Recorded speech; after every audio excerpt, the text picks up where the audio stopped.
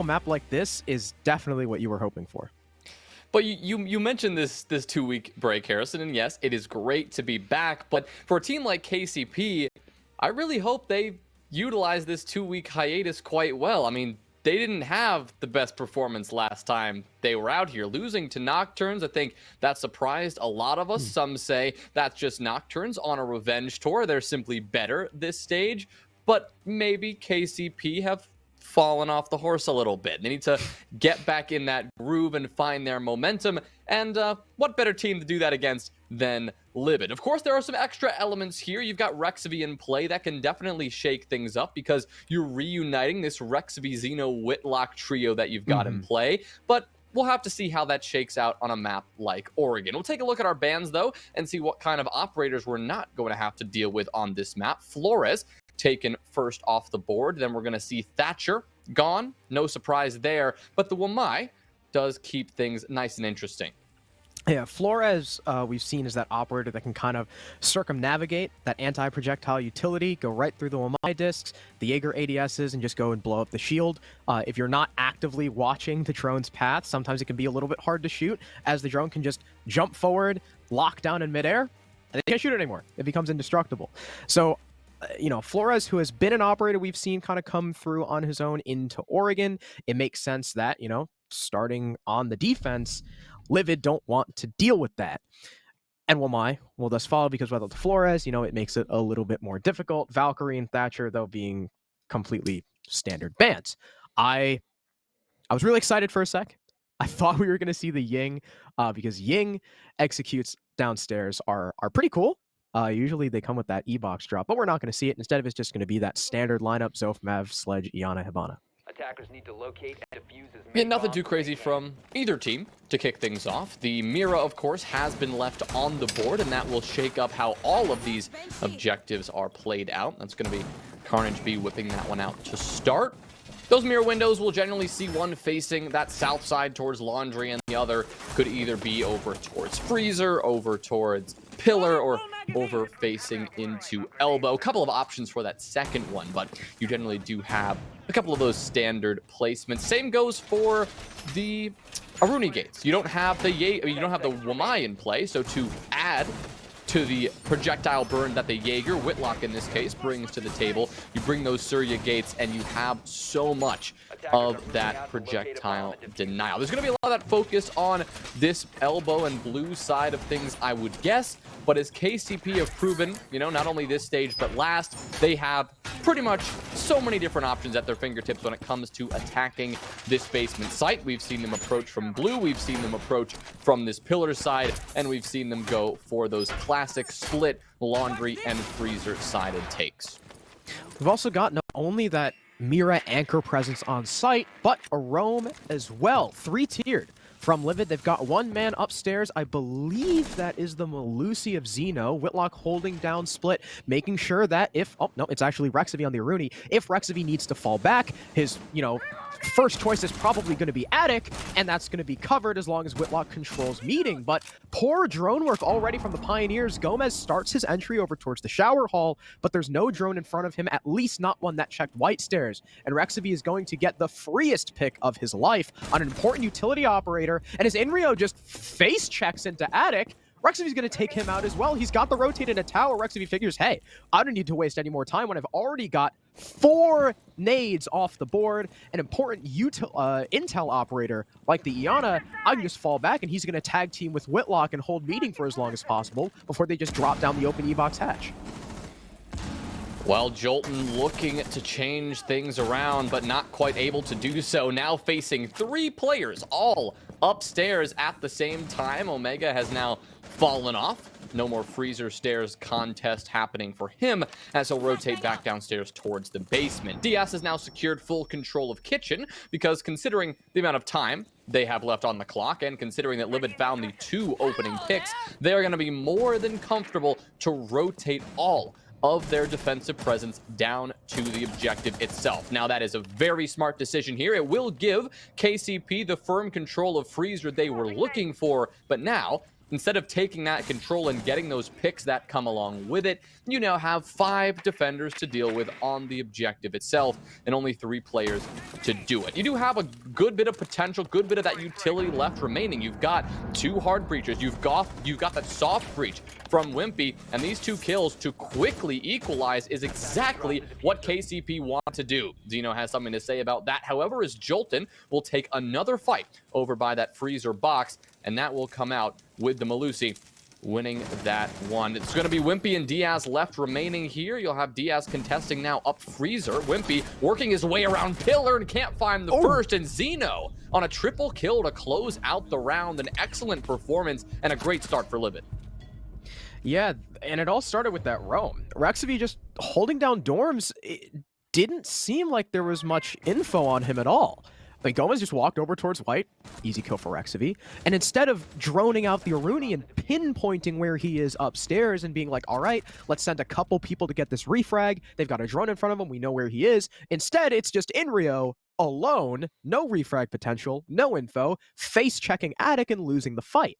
That allows the Aruni, again, to fall back through tower, join Whitlock. There was even more time being wasted. I think Zeno was actually initially posted up inside of Kitchen. We saw Jolton, unfortunately, whiffing the shots as he rotated through security and back down the freezer hatch.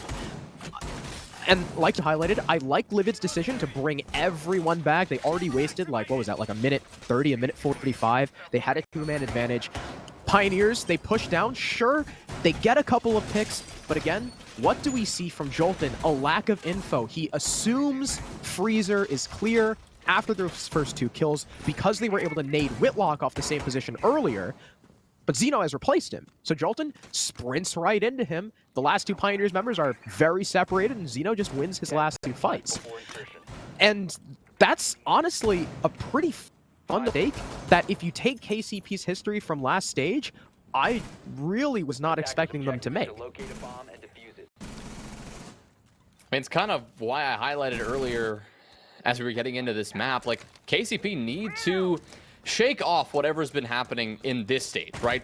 We all know how the first stage went. Runners up, going to that final position, and they are the favorites in Group B, or were the favorites in Group B. They need to recover that first stage momentum, that first stage strength that they were exuding week after week, because right now, I mean, this is not the team. Of course, we're 1 round in, but this is not the team that is the Group B favorites that they were predicted to be this stage here. But we'll see how they can shake things up in round number 2. Seems that they're going to have to deal with, again, a little bit of that extension. Not Rexavy this time, but Whitlock, who's holding out over in T3 of the big tower. This entry point from KCP, it is a good bit of that momentum, or good bit of that pressure, rather. Split up on that first floor, some pressuring over from that kitchen side, while you have some pressure from main lobby, trying to get that armory pressure going, because upstairs, this is where it all has to come down. We've seen a lot of vertical takes, a lot of pressure coming from inside of kitchen and below kids, and it looks like Wimpy might be looking to establish that here. They know that the mirror is sitting on that. Has a couple pre-fires to the floor from Inrio, trying to tag Carnage B up, but he'll miss all his shots. Unfortunately, the T3 hold that I was excited to see, unfold is likely going to be ineffectual, as KC Pioneers, well, they're not going for that Attic split that LiViD were trying to hold on to. It's just going to be a big window push, meaning that Whitlock, he's going to have to come back through Attic if he wants to, have any influence on the site at all. One of those mirror windows, the one watching big window, is going to get taken out pretty early on by the Hibana of Diaz, and now they've got an open hole looking into kids. Now, one of these defenders could just hold a 90-degree angle and wait for the jump in, but it does allow access for Pioneers. Maybe chuck some utility in there and doesn't give LiViD, that indestructible bastion of the mirror window that they had before. Shields also being slowly cleared out as well. The one in the middle of the site that the defender could potentially play behind will be busted, so no more easy access to bunker. And as Gomez ascends the white stairs, he'll establish the crossfire through the middle of the bomb site, but there's the C4 as well as the shots to answer. Zeno starts things off well for his team. That means Wimpy is going to have to take up this position instead, but Rexivy is there with another frag. Inrio refrags onto Omega, but still Pioneers have a one-man disadvantage. Inrio is low HP, and LiViD are still holding firm. The game's breach is open, but that's not where this push is coming from. The diffuser is still outside that big window. Inrio will go down. Wimpy unfortunately misses a key few shots. Xeno lives, and he'll get killed by the Whitlock, and Carnage B holding that 90-degree open mirror window finishes the round off. LiViD take their second defense in a row. Honestly, a textbook defense. There was nothing about that LiViD defense that screamed they have not practiced very much together or they're an uncoordinated team. No, that looked as good as it's really going to get. They didn't do anything fancy either. They just sat back and they waited for the Pioneers to make the first move, even the second move, the third move. It was all in the Pioneers' hands, and they really didn't get a lot done. We saw them take first floor control, and that was good. They had some vertical pressure in kids, but they weren't able to find any kills with that, nor were they able to really force out those kids players into a different area. Same thing happened when we actually saw the on-site pressure build from the Pioneers. We saw the closet breach being pressured. We saw 2 players work their way up white stairs and a player outside big window. All of these elements were in place for the Pioneers, but when it came to an execute, I just never really saw one. It was a couple of 1v1 engagements that the Pioneers were taking. They weren't really pushing together, or they didn't have that moment that screamed 3, 2, 1, execute. It was individual play that was hoping to gain that momentum in the round, gain that spark that could light the flame of that execute, but it just never happened. LiViD did a great job of sitting back, winning their gunfights, playing trades, because the moment they secured that man advantage, they knew that all they needed to get done to secure the round was play off their teammate, work together, and make sure that any kill that Pioneers were able to secure, it would get answered right back. Now LiViD have certainly beat their record from last week. Congratulations, LiViD. You beat your record of 0, and they look way better. I mean, remember LiViD, even on their one defense round we saw from Cafe, they, I mean, you know, not to be mean, they looked kind of lost. But I don't know what happened. It's like someone flipped a switch, and they look confident. The strategy is actually really cool, the one they were using on Dorms earlier. And I'm more than happy seeing this kind of improve. And now they're going to be forced onto that third bomb site. They opt for meeting instead of dying, and of course, as any, as either of the two goes, you still have to hold upstairs. There's 3 men from the defense holding down Dorms as well as Attic, and all of KCP are trying to flush them out. You can see the blue bodies start to move up. Gomez again establishing this crossfire from white stairs into kids. Xeno is pretty much trapped in this corner, and he's going to take the peek and actually win it. What a shot from the Malusi. Good night, Gomez. Xeno, he's looking for more as Wimpy again will replace his fallen teammate. Go the opening pick 3 rounds in a row. Losing your Iana that early is never good, and a missed nade will cost even more from Pioneers. 1.5 minutes, and they have, I mean, they really haven't even made progress taking this top floor. We saw one nade go Xeno's direction. We see it only did about 15 HP worth of damage. Nobody on the Pioneers eager to contest that instead. They're going to go right on into the site. Not going to work out, though, because Carnage B is holding close with a shotgun. Whitlock finds another kill and another on this top floor push, dismantling the KCP attack in a matter of seconds. LiViD chain 3 rounds in a row, and KCP show no improvement between those 3. In fact, that was probably the worst round we've ever seen so far. So that is not what they were looking to do.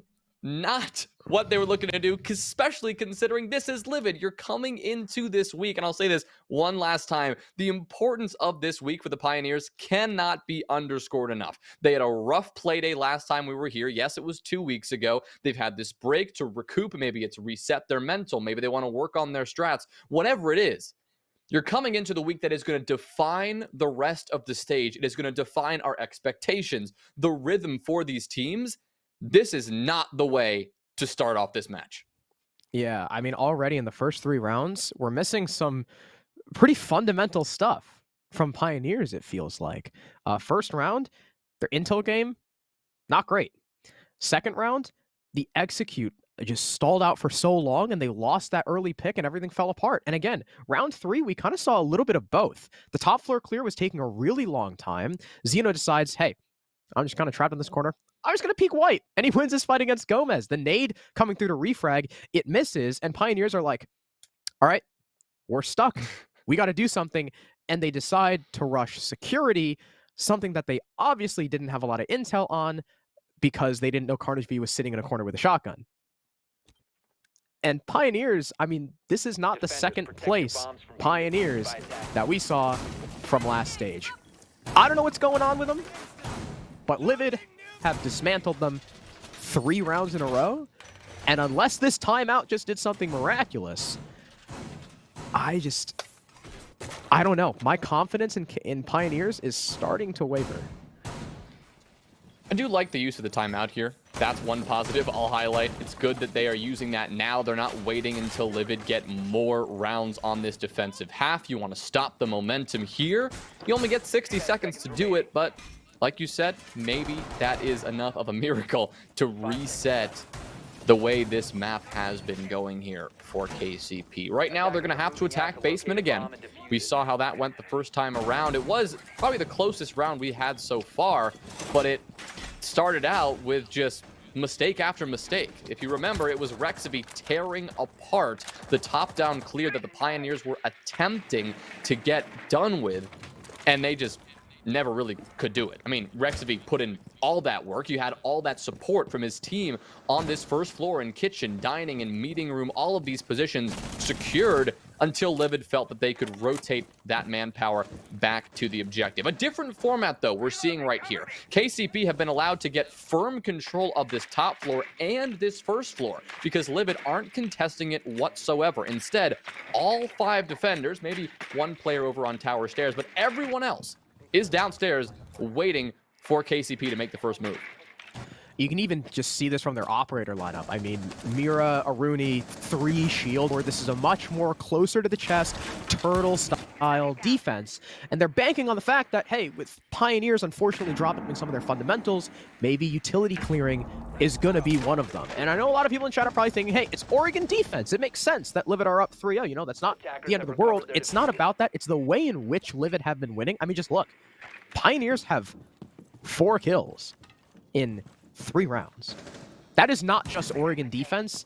That is dominance from LiViD so far. So we're about halfway through the round now. The E-box hatch is open. There's an Aruni gate on it. One of the drones will be done and dusted on the tower stairs. Hopefully Jolton doesn't get too over-aggressive and his life early. Just a nade going down to burn that barbed wire and maybe perhaps flush anyone out playing close by Harry Potter. Once again, Pioneers seem to be favoring this freezer laundry take, but unfortunately they might be heading right into Zeno's Mira window. I know he had one on freezer that's now been open, but yeah, he's got one in closet. That's a very old Mira window spot and a very powerful one as well. And unless Pioneers can deal with it in a timely manner, this one Mira window could potentially shut down the entire laundry push.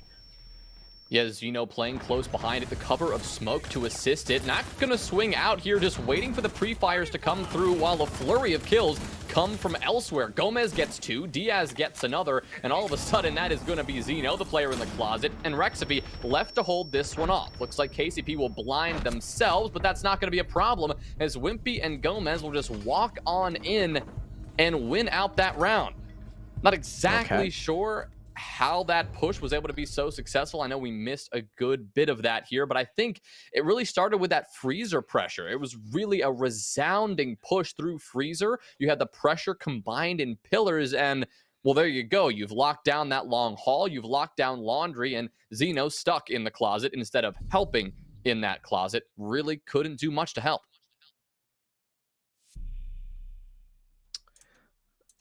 I guess Pioneers, you know, instead of stalling out, they were like, you know what?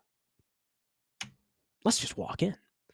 I was talking about how the mirror window, you know, that Zeno was playing could shut down the entire laundry push, but the laundry push didn't even really matter. It seemed more of like a distraction to hold the Mira in place as everyone just barreled down freezer, like you said, and completely choked off any and all of the angles LiViD was trying to play around.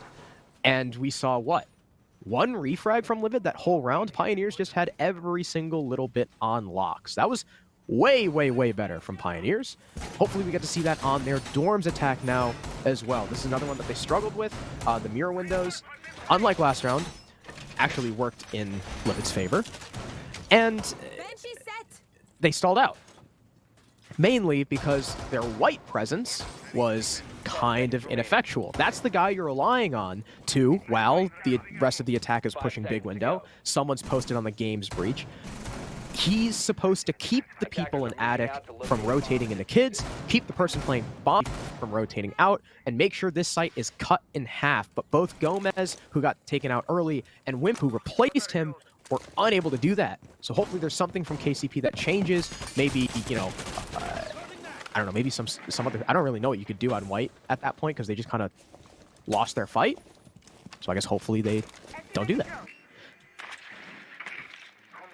Well, LiViD head upstairs, looking to continue the success they had on this site last time around. KCP don't appear to be changing up much right now compared to the last time. You'll have Inrio making that entry over here in Armory. Again, nobody on LiViD immediately contesting this. Rexavy going to take quite a bit of damage there. I bet that was a nade coming out from Gomez from the big window. I believe that's where he's positioned at the moment. But right now, you've got a good bit of progress made by KCP. More than that could be said for last time they attacked this site. They've got first floor under firm control. Wimpy has now secured that. The vertical play likely to begin shortly. And they've got players all the way up in Master getting this closet wall open. Everything right now is going their way. It's just about how they turn this map control into an eventual execute. Something we're not seeing that is generally typical on a top floor attack is attic pressure. That's something that KCP are electing to ignore, at least completely for the moment. That's going to be Jolton's mission here. He'll rotate around, taking T3 control, and because of a rotation... Wait a minute, Whitlock. Look up, Whitlock. Oh, he's on cams. Whitlock. Wait, Whitlock has no idea. He's right Whitlock, behind him. He's cams! on the staircase right behind him. Jolton, turn around, my man. Somebody Whitlock, do something. what is going on Whitlock here? goes He's going to walk down the stairs and avoid that. But an absolute back and forth battle here over on tower is really not going to go anywhere, it seems. Instead, the action's going to happen in Master with 2 kills going one each way.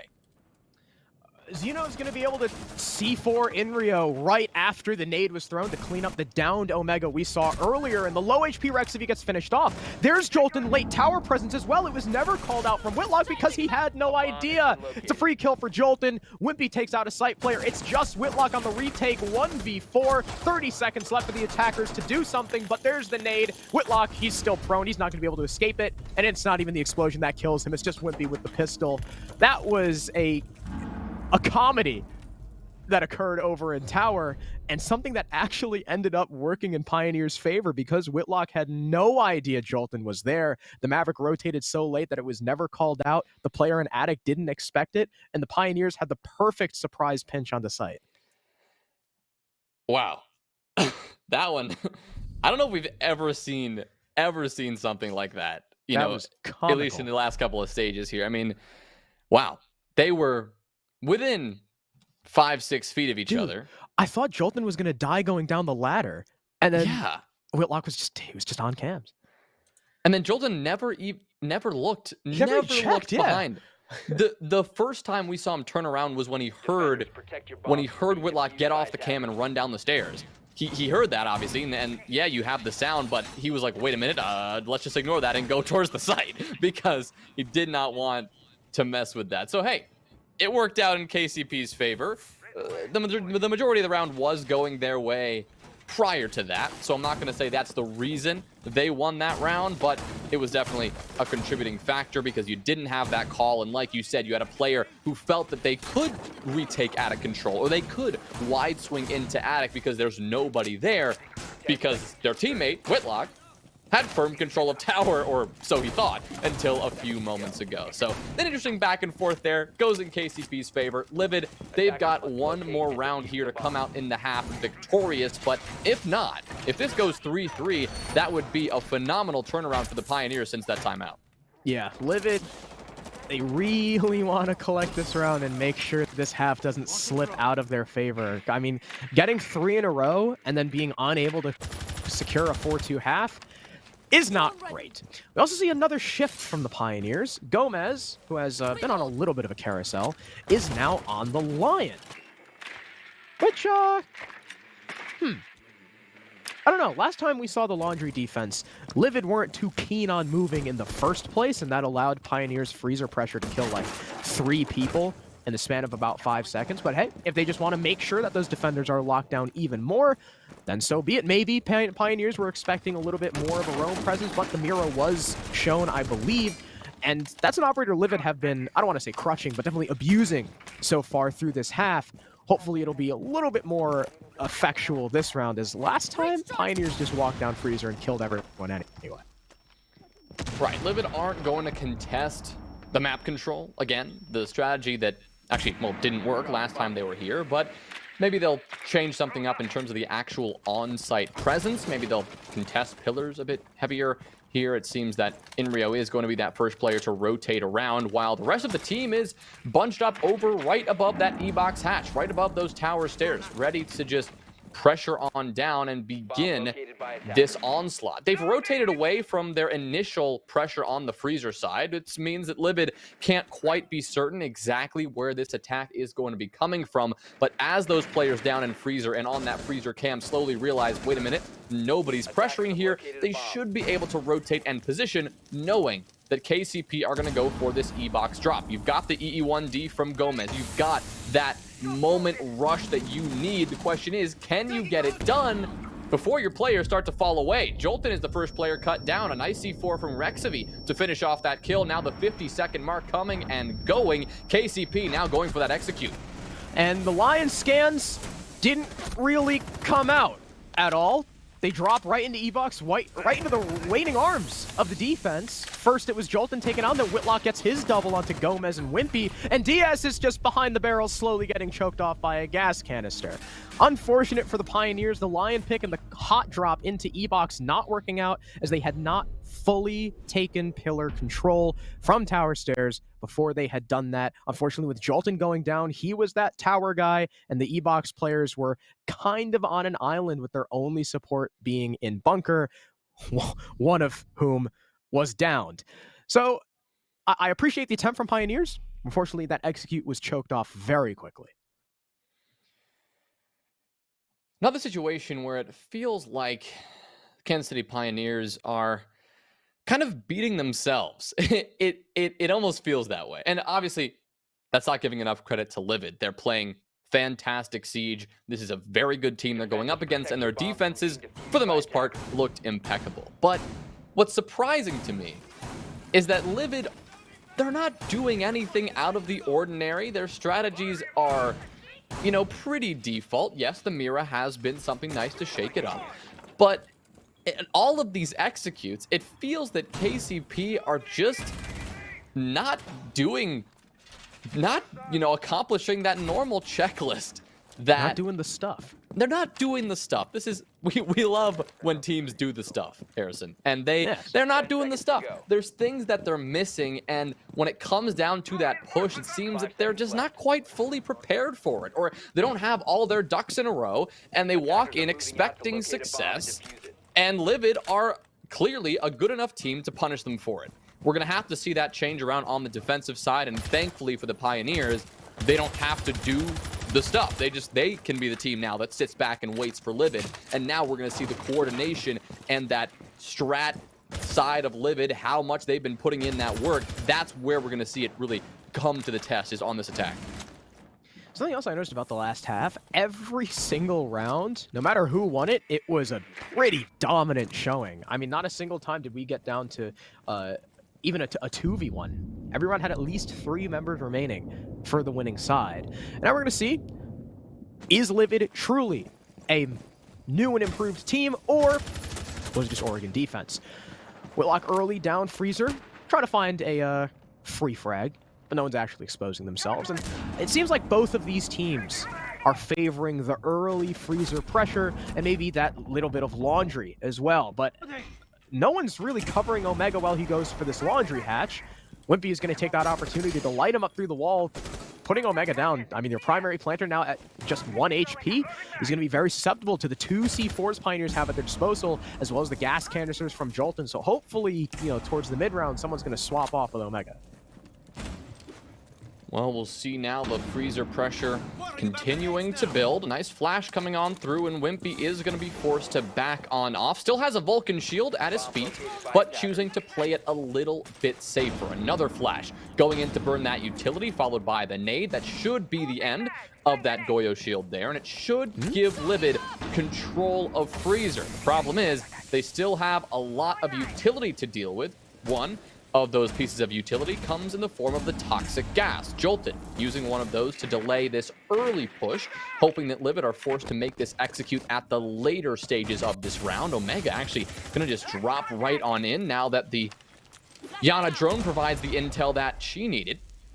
Omega now checking here on the closet player. I think that's going to be a prone position from Diaz. He'll pop right up and get that headshot. C4 to follow, but it will come up nothing. Wimpy gets a great shot there onto Zeno, answered by Carnage B, but the diffuser is down and Diaz is fragging out. That's a double kill. Whitlock and Rexavy now, the last players remaining to pull this one off. They'll get 2, so it will quickly be neutralized, but only 25 seconds remain, and they are not in the position that they would like to be. Finally, Rexavy gets this diffuser back in hand and gets a kill to boot, leaving Jolton alone to stop this plant. One slight swing, he'll see the head and take it off. 13 seconds, and now it's Whitlock who has to spring into action. He'll look for the frag. Actually, maybe goes to pick up this diffuser, but simply does not have the time. It's going to have to be the frag or nothing. Doesn't know the exact position. He'll swing around, gets the pre-fire, but a shotgun will win that engagement every time. Round number 7 goes to KCP. I was a little nervous there. It looked like LiViD were on the comeback, but despite opening that mirror window, Diaz holding prone and popping up at the perfect times, shutting down both of your laundry pushers, dropping the diffuser on an island, and the freezer pressure, unfortunately, not enough to win the round for LiViD, not like it did for Pioneers. Sure, I believe it was, who was it that got one of the kills? I remember who got a kill before Wimpy, or to trade off Wimpy. But at that point, the round was pretty much over. It was a 2v4. Rexavy and Whitlock did a great job trying to recover. In fact, putting it down to the 1v2. But unfortunately, Whitlock playing it, I don't want to say a little bit passive, because they had no idea where Jolton was.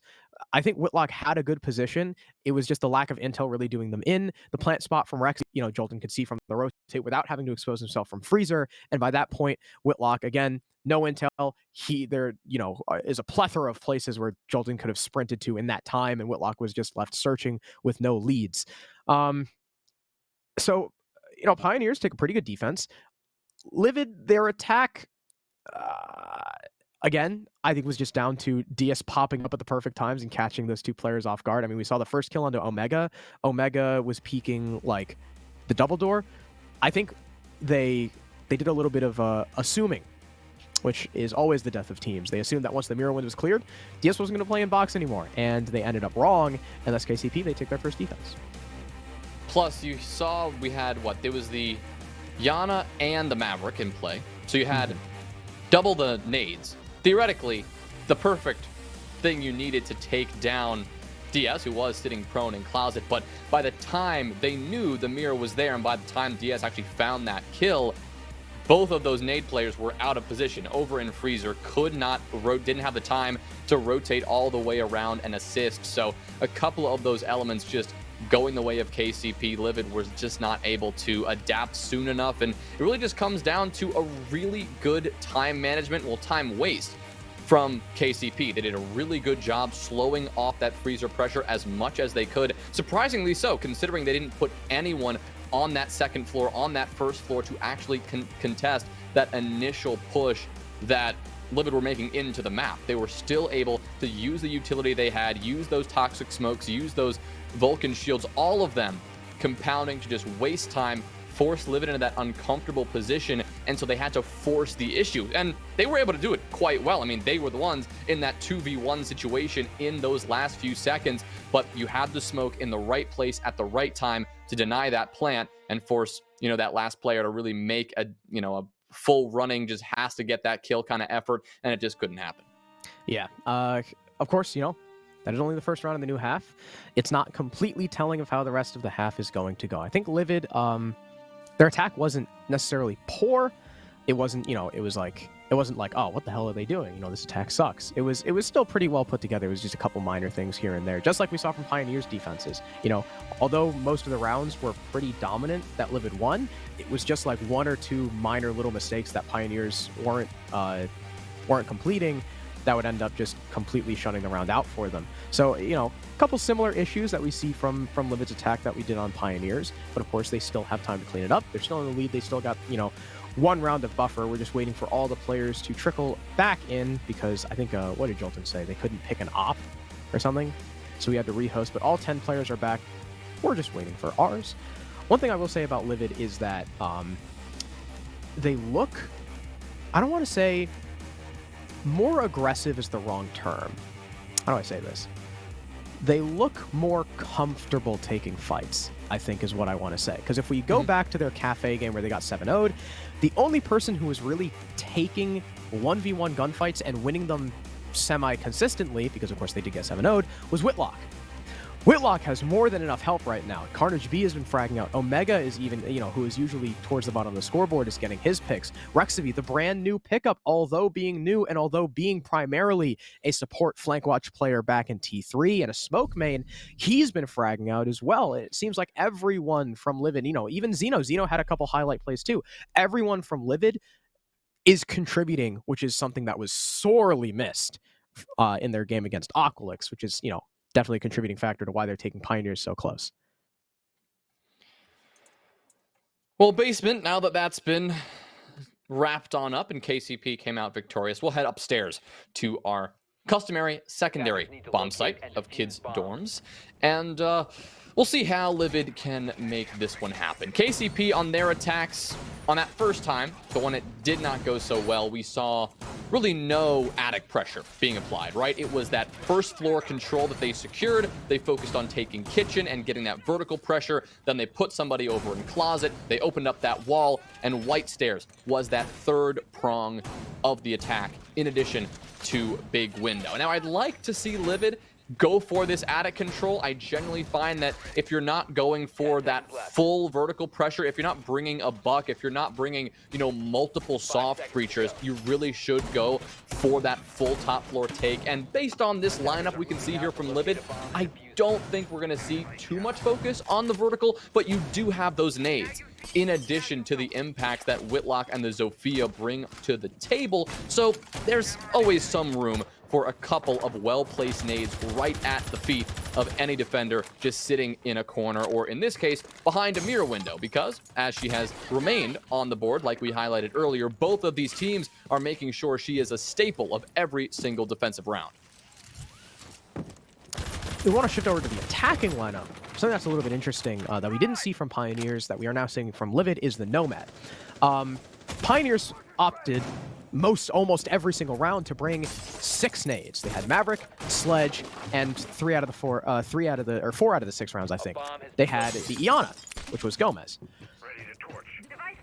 Typically on Oregon, when you're running double hard breach and you think you're going to need that much utility to clear, it's your Nomad player who picks up Hibana. We saw that from Diaz. Diaz, the typical flank watch on Pioneers, was playing that secondary hard breach. Here on LiViD, not only do we have Omega and Karn playing those hard breach players, but they're dropping that third set of nades to keep the Nomad Rexavias playing, which I just thought is, it's not wrong. I just thought it was a little bit interesting to see the difference of the philosophy between Pioneers and LiViD. LiViD figuring, maybe they'll be more than efficient with the utility clear, so they don't need those 6 frag grenades. They can, have a little bit of extra flank watch behind their backs to keep themselves comfortable, because you don't really, up the nades, you don't actually need the sledge itself.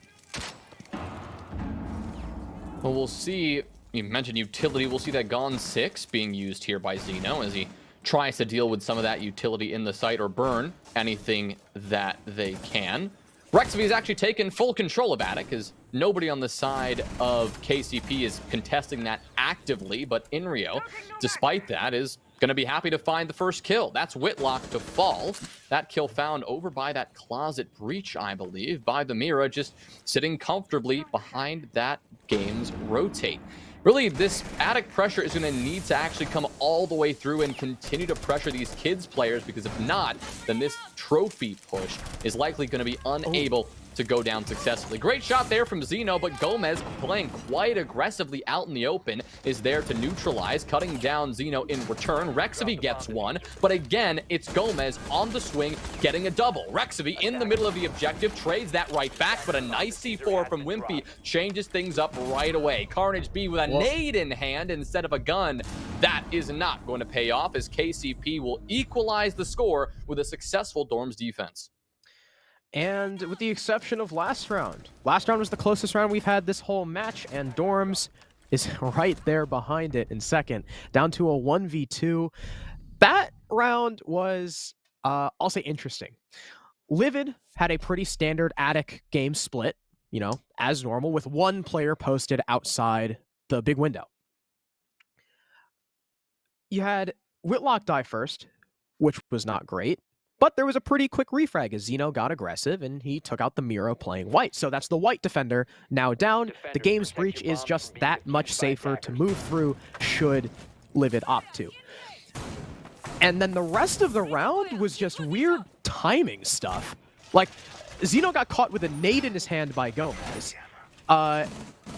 Omega walked in, I think, and found a frag and was just kind of... Or no, it was Rexavy moving down attic. And then Omega just kind of busted in and died in the middle of the bomb site. Gomez turns around as Rexavy comes in from attic and gets shot in the back. And then the Jaeger distracts Rexavy through the holes enough to keep the Nomad still, which allows for the C4 to down him, thanks to the call to Wimpy, who threw that up. And then Karn, who is now going to go for the pickup on his teammate, has no info, and just soft chucks a nade at White instead of peeking it, which was a little bit odd. I guess he just, you know, he thought it was the right play, didn't expect the players to have already pushed up it. So after Whitlock's death, that whole round was just kind of like weird timing and people not pushing together. I mean, that's how weird timing gets to you. It's because you don't have enough to compensate for it. It was everyone from LiViD kind of pushing in one at a time and either dying immediately or being able to trade themselves out. Well, this time it is the really first round we're going to see KCP have a substantial extension on their defense. This is pretty typical considering this is that tertiary bomb site. We're heading to meeting and kitchen, so we're going to see how long KCP can and choose to hold down this top floor control. Looks like Jolton is going to secure that opening pick. Zeno is quickly removed.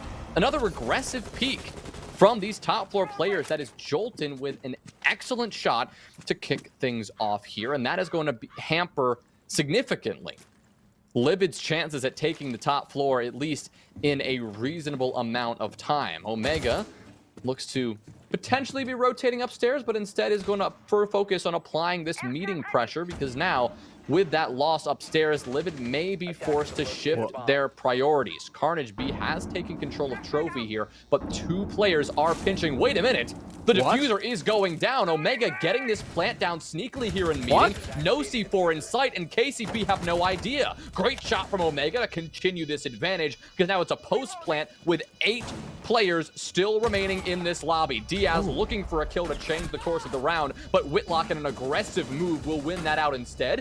Jolton with a trade, but Carnage B whips one right back. Great shot there and a triple kill for the Jaeger as Carnage B is finished off, leaving Rexavy alone to fend off 2. 20 seconds, so KCP have to get going, and Gomez finds himself slacking. Rexavy on the swing, and he will get it done. LiViD, a beautiful execute, a rush plant, and it will work in round number 9. You know, I saw, after Zeno died, a few seconds after that, 3 members of LiViD hit Aruni gates. And I was like, what the hell is... How did 3 of them all hit an Aruni gate at the same time? And it's because they rushed split. They saw the opportunity and they took it. Everyone from Pioneers was far back. I mean, I think there was one security posted up inside of kitchen, one cover.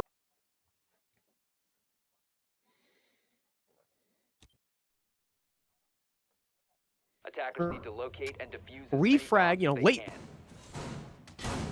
aggressively taking out Diaz. Unfortunately, Jolton was just not looking at the hatch at the right time. Jolton, sure, he's able to get the refrag. He's able to get another one drop. He finishes that triple kill, but Rexavy was in the perfect position. No info on him. He hadn't had to shoot a single bullet during that entire scuffle, thanks to his teammates basically trading themselves out. Was able to kill the smoke, and by then, Jolton was only 1 HP. He couldn't finish off the Nomad in time by the time Rexavy peeked around. Jolton didn't expect to reposition that quick. And LiViD were able to take a damn well-adjusted round. That split rush is not something I expected, and certainly not something Pioneers expected either. Attackers are moving out to locate a That bomb was, and defuse I mean, to not only get that plant down, but to hold it down in the post plant when you are in the middle of meeting hall, which is the most open and just the worst room to just hold down as sucks. a team. Yeah. It was very impressive that they got it done. Rexavy with those 2 kills in those last few moments, but the work had really been done up to that point. Everyone on LiViD contributing.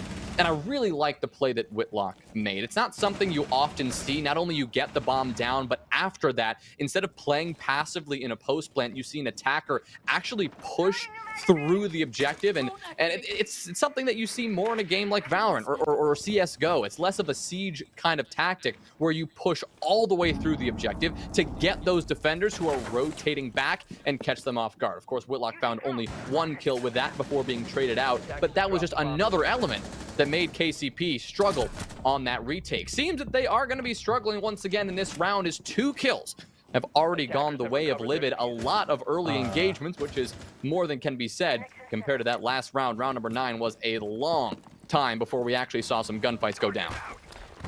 That was an odd scuffle over towards Classroom. Not a place where we usually see many fights go down, but Wimpy, I mean, sure, he's able to trade himself out, but it's not before Jolton had already been naded by Karn. So not only are you down a man, but you've lost your smoke pretty damn early on.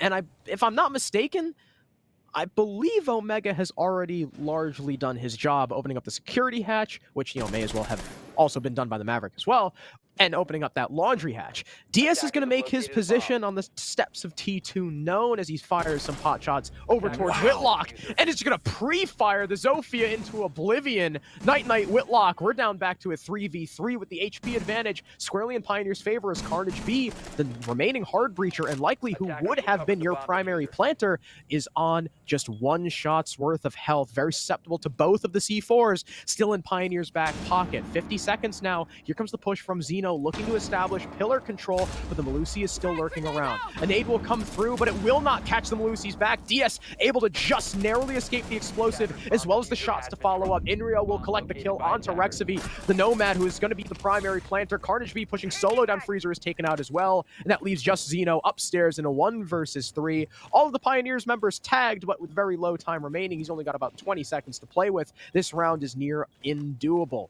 I mean, sure, he can drop the hatch, but that's going to be a massive sound cue to the defenders, and they'll likely peek right off the queue. There's DS with another kill, and Pioneers lock out round number 10. Now, that was a great start from LiViD. They forced those early engagements, and the aggression of KCP, for the first time, it was dealt with. But that very aggression is what allowed KCP to bring themselves back in that round. And what I mean by that is we saw the engagement over on the tower stairs. We saw Diaz with an excellent pre-fire. But not only that, it was every engagement that KCP were taking, from that midpoint of the round, even though they were down a man. They still played aggressive. They still played like they wanted to find those frags. And I think that is what caught LiViD a little bit off guard and turned that momentum that LiViD had been building and slowed it down. We saw them, instead of actively taking map control and using that advantage, well, to their advantage, they sat back and waited for KCP to take engagements. And at some point, KCP, they flipped the switch and they said, all right, we're good. Let's just wait for LiViD to make the push. And, well, LiViD did, slowly but surely, making that push in, and KCP were there with a swing and a gunfight to win it every time. It was really well done from them. Yeah, I think the other thing that really sealed the deal for Pioneers is the way LiViD played that 3v3. The timing with Xeno's cover and the push from I believe it was... Who was still alive? Whitlock was dead. Omega was dead. Rexivy! The push from Rexivy and the push from Xeno was a little bit mistimed, so Rexivy died without a refrag, and Carnage was alone in Freezer with no support. I feel like if LiViD just played a little bit more together, they would have had a better chance in that round. But unfortunately, the 3 members in the squad in that 3v3 were not really cohesive, which allowed Pioneers, the 1x1x1 that they were allowed to take, which, is always going to be working. Almost always going to be working in the defender's favor when you play it like that.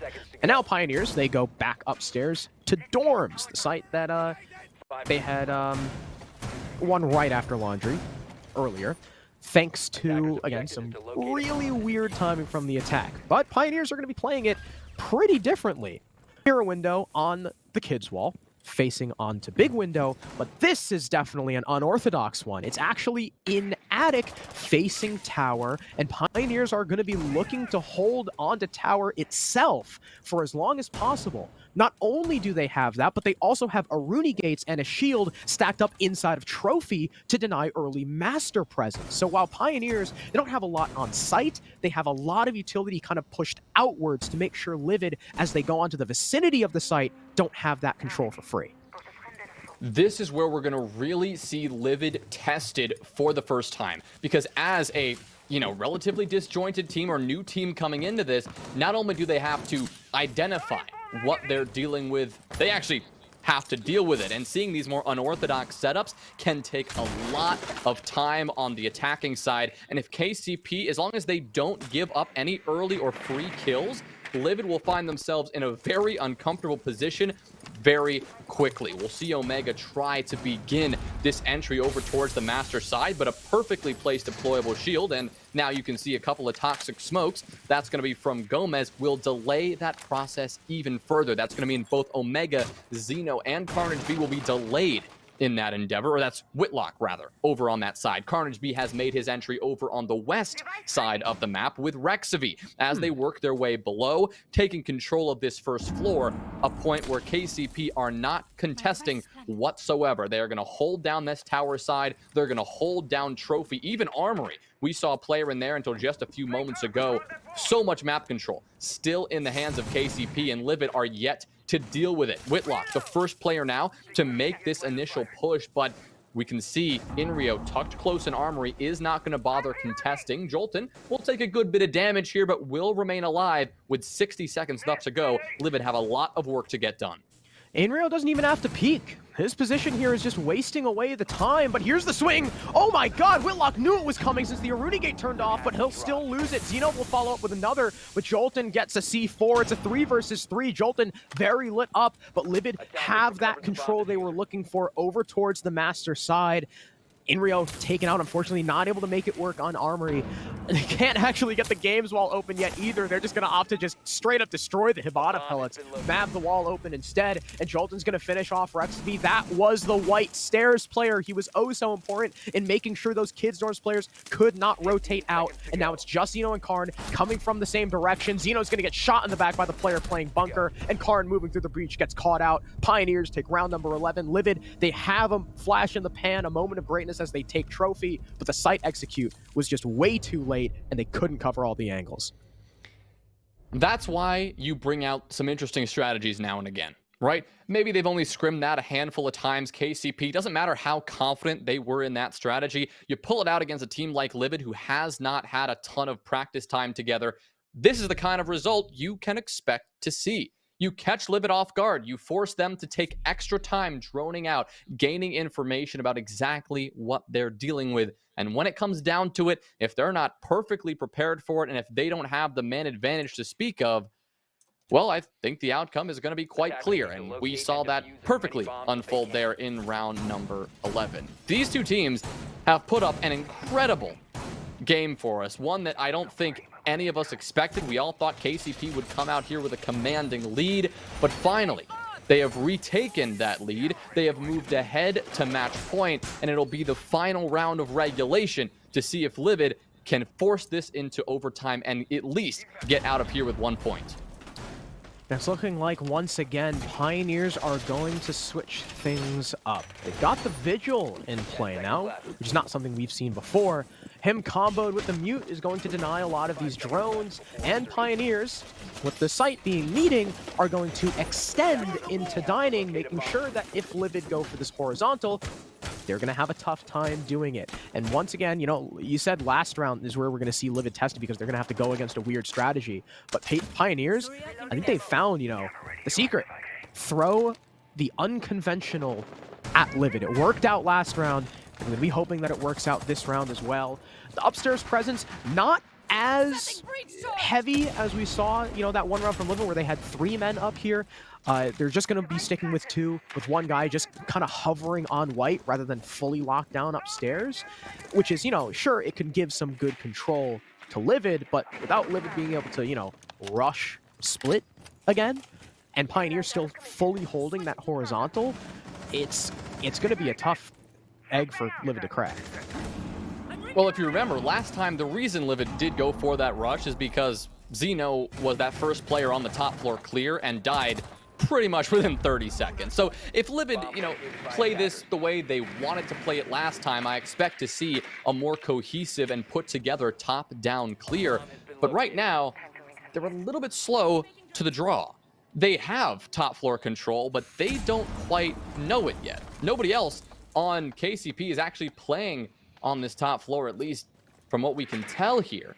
You got a player over in tower, but that's not going to be a problem. So maybe 30 seconds too late, LiViD will finally take control of dorms, take control of kids, and they will begin the vertical play. So with 90 seconds left, they are beginning what I think they wanted to do that first time around, but they do have, like you highlighted, Harrison, a little bit of a different setup than they're probably comfortable with to actually make this execute happen. Looks like Xeno will be comfortable finding that first frag, though, as he walks down towards Classroom and gets that opener in Rio. This aggression is here. He'll swing out with a DMR in hand, finding one, removing Omega now. Knows there's at least one more player, and a great flick to get a double kill. Looks for 3, but no. That's going to be denied by Carnage B. Rexaby with a follow-up, and all of a sudden, it's going to be Jolton left alone. Rexaby gets another. Jolton will get one, but doesn't matter because Whitlock is there with the crossfire, and a perplexing turn of events. But LiViD take firm control of the first floor, and they will take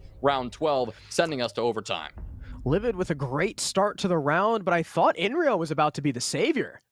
I thought when he got those first 2 kills, he was going to be able to finish off Carnage. Carnage took a little bit too long to kill him, but it ended up not working in their favor. Karn finished off Inrio. Rexaby found the next 2 in a row.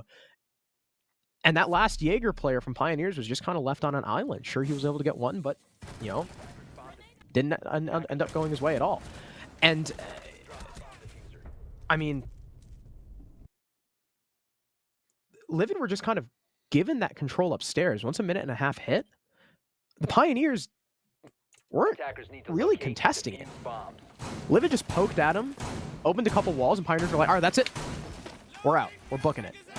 And that ton of control is exactly what LiViD wanted. They opened the proper floor holes, and once they were satisfied with the vertical play and pushing the anchors back into the corners where LiViD wanted them, the horizontal push came through, the dining extension did nothing, and LiViD found their frags. And now we're in OT, and LiViD, congratulations, win or lose, but you just got your first point in Challenger League. Yeah, this is their second match only because they've had that bye week already. In week 1. So, right. So, pretty good for them, honestly. Getting that point, and against a team like KCP, this is quite a statement to be making. And whether that's more showing us that KCP are a lot weaker than we first thought, or it's showing us that LiViD are in fact a force to be reckoned with, not quite sure about either. But we can be sure that LiViD will be happy to get on the scoreboard and happy to begin what some would call maybe a little bit of a comeback here in stage 2. They'll begin this clear. They'll start on the attacking side in overtime. The half where, of course, KCP won 4 of the rounds, and LiViD only were able to squeak out 2. And as we go down to the basement, you gotta keep in mind that KCP won this site both times they chose to defend here. So a safe bet for them, and LiViD they definitely going to need to mix something up, whether that's adding more aggression into the mix, whether that's just getting their checklist done a bit sooner. Something is going to have to change. We saw a bit of an early pressure being applied there down in Freezer to make sure it was clear, and, well, it was. Nobody from KCP actively contesting that. But right now, LiViD, they're only a minute in, and they've done a great job securing this control of the first floor. Yeah, no one's contesting them, and the drone work is sufficient enough to confirm very quickly they have all this control. And in fact, it'll be a kill for Free as well. Wow, okay, Zeno is just already down the stairs in Freezer, and Inrio is going to get caught out very early on. That's your Goyo Den. I mean, sure, his shields are already out, but that's a C4. Now off the board. You've only got one left in the pocket of DS, as well as the 3 gas canisters from Jolton, who takes a very aggressive peek against Zeno. Zeno nearly rips his head right off and garners an even greater advantage for his team. But a minute 20 left. LiViD have been making pretty quick work. They've already got that kill. They've got Freezer control. Laundry hatch is open. They're starting to make their way down. They've just got to make sure that inside a box, there's not going to be any surprises. There is no mirror window they have to worry about, but the gas canisters coming through is going to stall out this attack even longer, especially as Karn takes a ton of damage from that, as well as the wayward shots coming from another defender. The Freezer wall is open, though, so not only is that a huge angle for LiViD to cut off these Pioneers players, but it could also be an avenue into the site should they choose to use it as well. However, the shield by the rotate has not been completely dealt with. Jolton is still free to play behind this. It looks like he might get aggressive. The C4 nearly distracts Zeno, but there's no peek, and the C4 will go wide. Now, there's even less for that plant attempt. Pioneers are hoping that by the time this plant attempt actually comes down, the time is going to be so low that they can just go ahead and swing that planter. Gomez is going to get a nice head onto Zeno, but Omega refrags onto Jolton. The smoke now dead. Wimpy takes out what little was left of Karn, and Gomez finds his second. Omega down in the middle of the bomb site. Whitlock is able to get 2, but not enough as Gomez shuts him down with a pistol. A 3K for the Ella locking out the site in the first round in OT for Pioneers. This is one of those rounds where I was thinking LiViD, they had it all going for them, right? They had, not only did they have the opening pick, but they had map control from the start. There was about a minute 15 left on the clock, where at any point from that moment forward in the round, we could have seen a LiViD execute. Unfortunately, we never really saw one.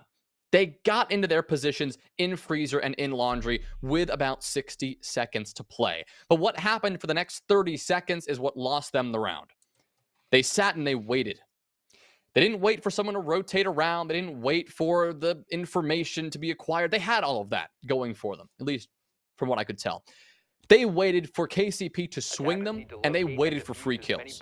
Now, based on what KCP have been doing on their defensive side, honestly, I don't blame LiViD. That's a fair adaptation. KCP have been playing very aggressive, and they've been winning these aggressive gunfights, so you want to be in a position to punish them. I get that. But unfortunately, KCP, they adapted themselves as well. They did not get as aggressive, and they did not let LiViD get those free kills, and by the time that LiViD realized that, when they came to the realization that KCP were not going to swing them anymore because they were down one player, they went for a kind of disjointed execute, and KCP were more than happy to capitalize on that and get those kills, giving them the round, sending them to overtime match point, forcing LiViD now to come up with something on the defensive side as well. They're going to be yet again running this Mira, but look at what Pioneers are bringing out. Not only do they have a Twitch, but for the first time, we are seeing the Ying, the one that was initially 6-picked off of in round number 1. She'll finally show her face. And I'm interested to see where Wimpy will be playing this, because it's not, it doesn't appear to be that Evox drop that we usually see from teams. It is actually over towards Bunker. Oh my. And that is a monstrous first pick for... Attackers have recovered their diffuser.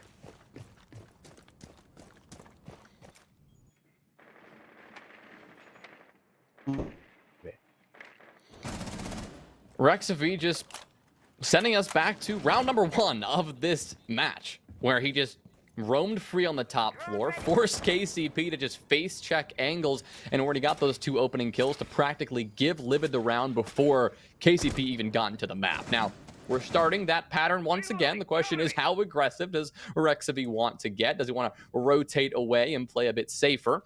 We can see a couple of players are, in fact, rotating away and heading back down to this first floor because they might have a suspicion that KCP are getting a little bit aggressive, or in fact have realized that there might be a little bit of an opening. Wimpy just kind of crouch walking into pillars. A quick swing out from the long haul from LiViD will reveal his position. Now that KCP's position is known, we're going to have to see Wimpy change something up. He'll rotate around towards elbow, but get his head taken swiftly off by Zeno. Inrio says goodbye as well. Now that Whitlock is springing into action, Whitlock whips out the pistol and gets another. Diaz gets a trade, but is now staring down 4 players and will have to ace clutch to take this round.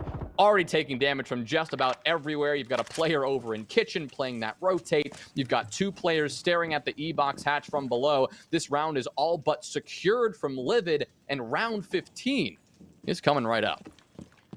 Ooh, round 15. What an improvement so far from LiViD. It seems like, at least in this match, Rexivy is that guy. And this round, Pioneers, they had a little bit of a slip-up. They didn't check for the spawn peaks, and Rexivy, I believe it was the satellite window that he killed Jolton from, was able to get away scot-free with that kill. But then Pioneers were like, hey, we have tower. We also have bunker. Because there's a mirror, there's no one actually contesting it. We can send someone in early. Wimpy starts to sneakily make his way down.